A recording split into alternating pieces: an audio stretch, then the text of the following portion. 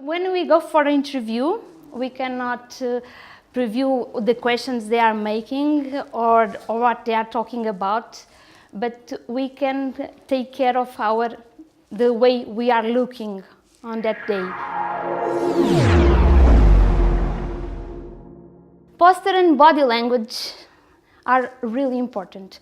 Recent studies proved that 7% of the communication is what you say.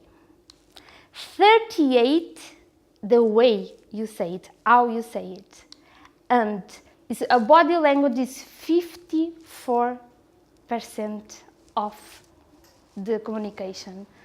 It's only takes 3 to 5 seconds to someone to form an impression about you. But that one is perfect because it's in our hands. That one we can control.